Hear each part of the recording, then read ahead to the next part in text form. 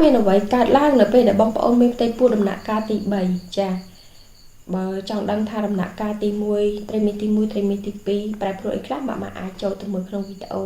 ដែលខ្ញុំផុសអាប់ឡូតតែក្នុងវីដេអូនេះខ្ញុំនឹងនិយាយអំពីការប្រែប្រួលនៅដំណាក់កាលត្រីមាសទី3ឬមួយក៏យើងនិយាយថាដំណាក់កាលទី3នៃផ្ទៃពោះ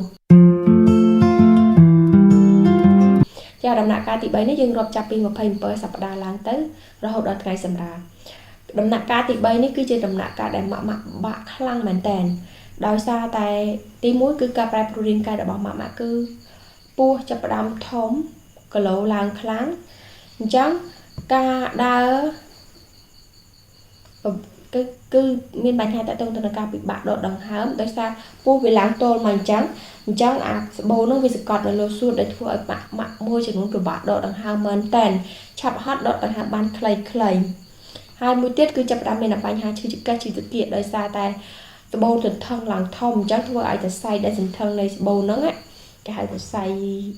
ដែលទប់ច្រែងស្បូរហ្នឹងគឺចាប់ផ្ដើមធូររលុងអញ្ចឹងធ្វើឲ្យម៉ាក់ចាប់ផ្ដើមមានអារម្មណ៍ថាឈឺចង្កេះឈឺខ្នងខ្លាំងមែនតើដើរឬមកក៏អង្គុយឈរអីអត់បានយូរទេចាហើយមួយទៀតចាប់ផ្ដើមមានបញ្ហាហើមជើងចាបញ្ហាហើមជើងនេះបងប្អូនគ្រាន់តែឈរមុខអង្គុយយូរអីចឹងទៅគឺចាប់ផ្ដើមហើមជើងខ្លាំងមែនតើអញ្ចឹងលើកទឹកចិត្តឲ្យបងប្អូនព្យាយាមដេកដាក់ជើងឲ្យខ្ពស់ហើយមួយទៀតដែលពិបាកខ្លាំងនោះគឺនោមញឹកងាកឈឺនោមដោយសារសម្ពាធនៃស្បូនធំសកត់នៅលើផ្លោកនោមអញ្ចឹងធ្វើឲ្យការដែលទប់ទឹកនោមនោះបានយូរវិញអញ្ចឹងងាកឈឺនោមគេងក៏មិនបានគ្រប់គ្រាន់មិនបានឆ្អែតដែរដំណាក់កាលនេះវាពិបាកបន្តិចសម្រាប់ម៉ាក់ព្រោះជាដំណាក់កាលដែលពោះចាប់ដើមធំខ្លាំងមែនតើចា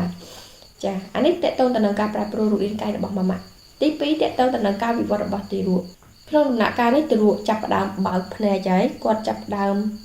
បើកភ្នែកព្រិចភ្នែកឬមួយក៏សម្គាល់ពន្លឺពីខាងក្រៅបានកាន់តែច្បាស់ហើយមួយទៀតគឺដំណាក់កាលនេះទារកចាប់ផ្ដើមឡើងទម្ងន់លឿនមែនតើនឹងការពីត្រីមាសទី1ត្រីមាសទី2គាត់អាចឡើងបានតែ1គីឡូអីទេប៉ុន្តែដំណាក់កាលនេះអាចឡើងខ្លាំងរហូត2គីឡូកន្លះរហូតដល់3គីឡូក្មេងការឡើងគីឡូនេះគឺដើម្បីបង្កើននៅស្រទាប់ស្បែកដើម្បីការពារកម្ដៅនៅពេលដែលទារកចេញមកគាត់អាចនឹងស្វាមមួយកម្ដៅនៅខាងក្រៅហើយមួយទៀតសួតរបស់ទារកចាប់ផ្ដើមវិវត្តពេញលេញហើយអញ្ចឹងសួតរបស់គាត់ចាប់ផ្ដើមវិវត្តពេញលេញដើម្បីអាចនឹងដកដង្ហើមបានដោយខ្លួនឯងចាហើយមួយទៀតការបង្វិលខ្លួនជាទូទៅក្នុងដំណាក់កាលត្រីមាសទី3នេះទារកអាចចាប់ផ្ដើមវិលក្បាលចុះក្រោមហើយចាវិលក្បាលនេះគឺដើម្បីត្រៀមក្នុងការសម្រាប់កូនហើយអ្វីដែលគួរធ្វើក្នុងដំណាក់កាលហ្នឹងចាទី1គឺម៉ាក់គួរតែរៀបចំនៅ plan មួយចំនួនសម្រាប់ទុកត្រៀមឧបមាថាយើងគួរតែត្រៀមទៅសម្រាប់កើតនៅពេទ្យណាសម្ភារៈអ្វីខ្លះដែលយើងគួរត្រៀមមន្ទីរពេទ្យណាដែលយើងគួរទៅលុយកាក់ឬមួយក៏មធ្យោបាយដែលយើងត្រូវធ្វើដំណើរទៅជួបគ្រូពេទ្យណាក្នុងដំណាក់កាលនេះជាដំណាក់កាលដែលពោ9ខែ10ថ្ងៃហ្នឹងចិត្តចប់ហើយអញ្ចឹងដំណាក់កាលដែលម៉ាក់ត្រៀមនឹងបានឃើញមុខកូនហើយខ្ញុំសង្ឃឹមថាវីដេអូនេះនឹងជួយកន្លឹះសម្រាប់ឲ្យម៉ាក់ដឹងហើយខ្ញុំជូនពរក្នុងដំណាក់កាលនេះឲ្យម៉ាក់ត្រៀមសម្រាប់បានដល់ជោគជ័យហើយជួយ share សម្រាប់ចែករំលែកទៅឲ្យម៉ាក់ផ្សេងទៀតដែលស្ថិតនៅក្នុងដំណាក់កាលទី3នេះអញ្ចឹងហើយមួយទៀតជួយ subscribe channel YouTube មួយដើម្បីទទួលបានព័ត៌មានទាក់ទងនឹងការថែទាំទារកថែទាំផ្ទៃពោះឬមួយក៏មធ្យោបាយវិជ្ជាកណ្ដាលអញ្ចឹង